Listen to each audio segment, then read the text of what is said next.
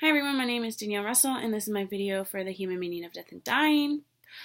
So when we think of death, I think most of us think of the traditional medical model, which is when the body ceases to function on its own, which means there's no heart rate, no respirations.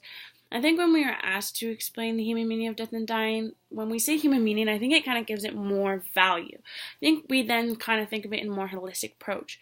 It really requires us to look into ourselves and explore our own meanings, thoughts, attitudes, and to be honest, I've never thought about it so much before. So what do I attribute to the human meaning of death and dying? Death to me is a very sad experience or thought, one that most people dread, not only for themselves but for their loved ones as well.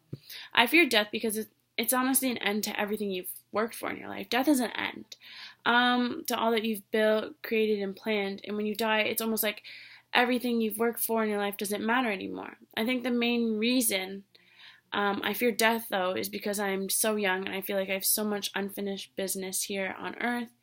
I feel like I have so much to see, think, feel, experience, learn. There's so much I haven't got to do yet.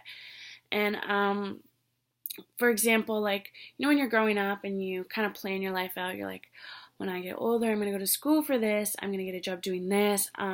You kind of plan out your wedding. You kind of plan out your future house. You're like, I'm going to have 3 dogs, 6 cats, whatever, right?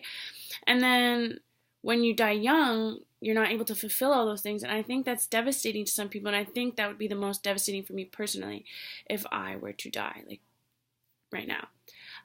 Death as a loved one is also very sad, but it's sad for a different reason. The sadness to me is relating to have to kind of go on life living without that person that I love, missing their presence, their energy, their spirit.